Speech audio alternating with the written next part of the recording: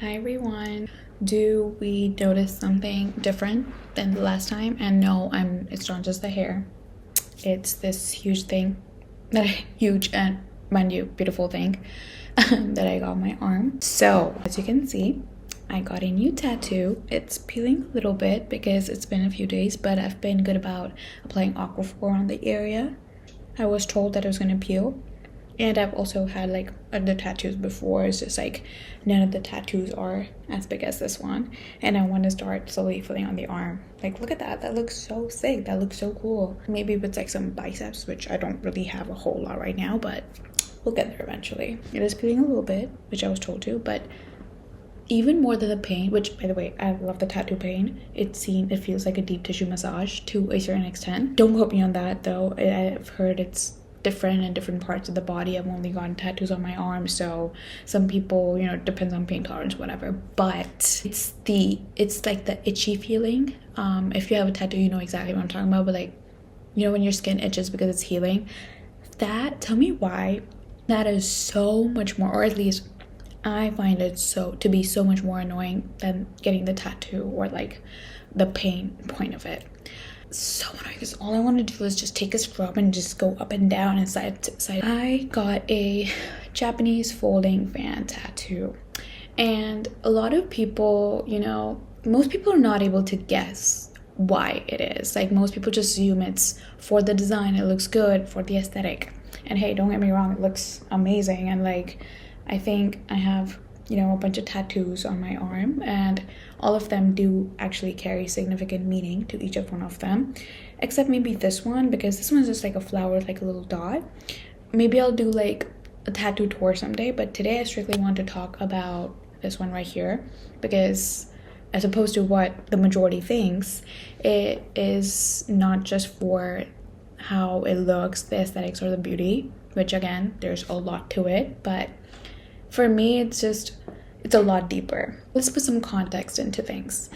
I have been such a huge fan of Japanese culture.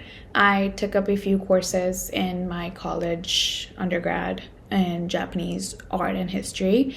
And, I wish I could say I retained a lot of it, but unfortunately, beyond wabi-sabi and minimalism and Japandi, not a whole lot, but I'm trying to get back into it. And I've also been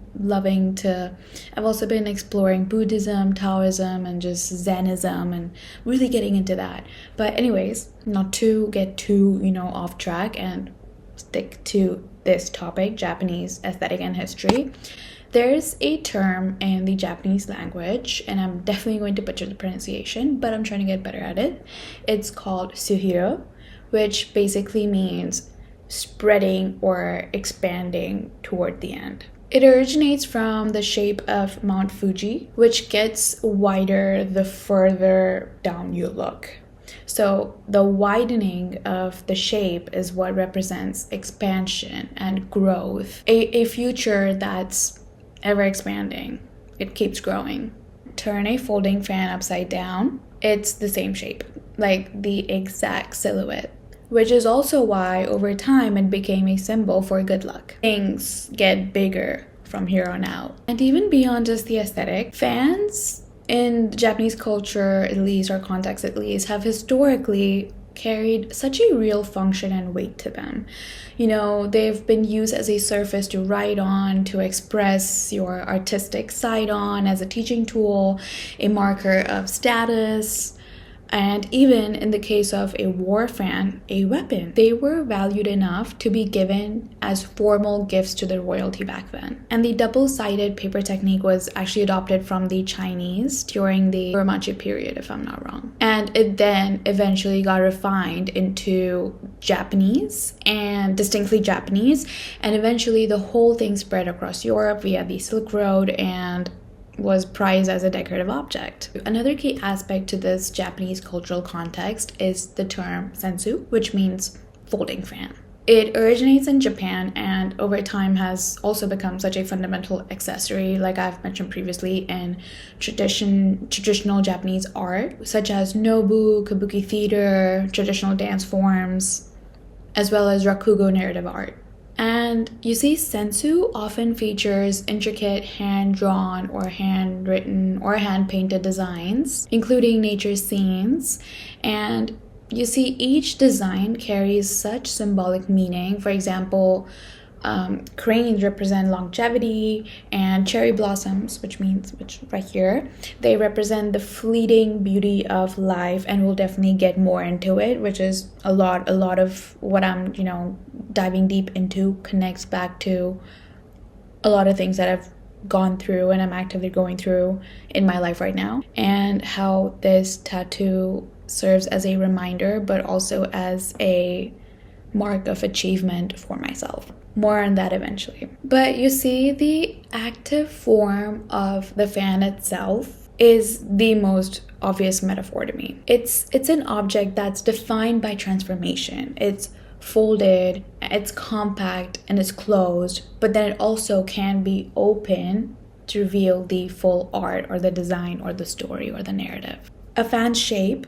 the widening at the end, is also often said to symbolize success, like the literal unfolding and expansion, kind of connecting back to the concept of Suido. And now that we've established the cultural context of Suido and sensu and how different art can symbolize different things, I think for me personally, having gone through such different phases and changes and seasons of my life already at the ripe age of 24, and feeling like so much of life has happened as well as so much of life is ahead of me, and feeling as though I am at the sailor's seat, and it really is on my hands as to which way I want to steer the ship towards. And it's a very intriguing place to be at, specifically focusing on the fleeting nature of life, how life has different seasons, and how people come in during different seasons and they leave during different seasons, and how it's kind of like winter, autumn, summer, monsoon, whatever. It's ever changing, and you just adapt to whatever life kind of throws at you, and whatever the seasons have brought with them, whoever they've brought with them, whatever lessons they've brought with them. I think it really symbolizes a lot of that for me. And what it also represents for me is the potential of always growing, or just not even potential, always growing. Like, you can always grow, but also you will always grow no matter what. Even if you think you're taking 2 steps forward and 4 back, you're still making progress. Maybe not in the way that you, or the pace that you thought you would be when you want to be, but in the end of the day, some days progress just looks different. Some days you're giving your 2% is the best you could do, and some days your 200% is the best you could do. It's so different, and I think just giving yourself that grace and that credit is really important. And also just as a reminder that yes, while you can do your best and give your best, and things might not pan out how they want to, you can always change. You can always just do things. You can always wake up and decide, this is not what I want for myself. This is not the life I want for myself. This is not the partner I want to be with. This is not the place I want to live in. This is not the family. Whatever it is, you can grow out of it. You can make mistakes, and you're still learning.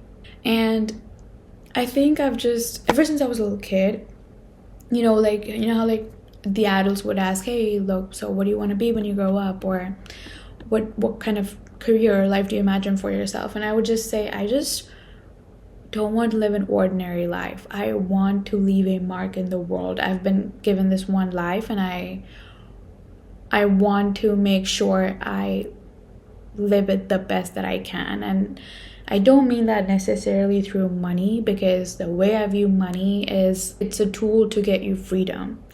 Goal is never money. Money is never the goal. The goal is freedom, financial freedom, being able to live where you want freedom, be able to make your own life decisions freedom, having resources that unlocks different options kind of freedom. Money is the tool. Money is never the goal. And So I don't think in terms of money necessarily, although I think money has a huge, like significant role to play in that process. However, a lot of people, what I see is they begin from, like money's a tool to freedom, but then somewhere along the line they just get greedy, and like that's just human nature. We get greedy. We always think the grass is greener on the other side, whatever.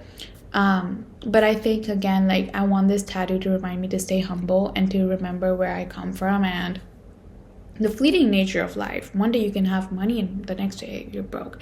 Actually, I don't want to say broke. Broke is just a mindset. I don't think broke is like somebody's status. Yes, somebody is less privileged financially than others, but being broke is a mindset.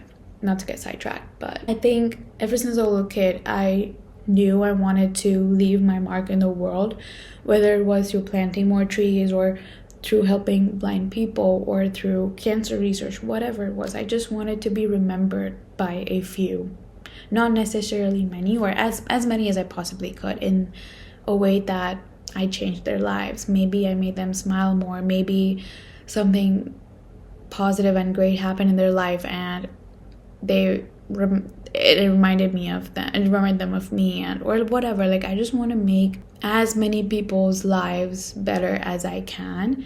And I think being successful, not just financially, yes, but not just financially, also through other means is very important to me. And growing up, I grew up in a South Asian household where a lot of who I was as a person and who I also grew up to become as a person really often used to boil down to my grades. There used to be numbers, there used to be grades, there used to be like A+, A-, she's good at these subjects, she runs this quickly. Like a lot of that was boiled down to my performance in and out of the classroom, but mostly like 90% in the classroom. And like the 10%, the rest 10% is how quickly I ran, how good I was at tennis, and how beautiful my handwriting was. And then slowly when I grew up, I realized, okay, so I have to balance that, and I also have to make sure my skin is fair enough, my hair is silky enough, I don't have any wrinkles, I don't have any acne, I wear decent clothes, whatever. Just like a whole bunch of societal expectations. Got around to it. Grew up a little more and I realized, okay, I can't have tattoos, or I can't have my hair too short, or I can't wear these kind of clothes, or I can only date these people, or I have to get married by this age, I have to have. And you know what? This time I'm choosing to not just abide to the societal expectations of me, and to instead choose or pave my own path. Because I've done that. I've listened to the society enough to a point where I really am, especially in the last 3 to 4 years, I've really been questioning a lot of the world. And it only gets me more furious, but also fired up in a way that something needs to change for the better, or whatever is happening for better, changing for the better, I need to contribute to that. I need to make sure it gets done more, or somehow is more exponentialized, whatever the term is. I want to be part of that narrative. I want to be part of the success in a way that is not just defined by money and resources and who do I know and etc., but also in a way that how many people did I touch, really? How many people would remember me as somebody who had such a contagious laughter, or would eat like a monster? It was like silly things like that. But yeah, like a lot of my tattoos, this one is probably the most fitting piece of art on me right now, and I absolutely love it. I don't think I'm going to get this deep into the conversation whenever somebody asks me why I got this tattoo. And if they just want to zoom and not ask me that I got it because of how beautiful it looks, hey, amazing, time saved. But I do think, having tattoos are a very very fun icebreakers or just like conversation starters. So I love to show them off, and I'm so glad I have a bunch of them, and I'm definitely planning on getting more. But yeah, that was the video. Bye.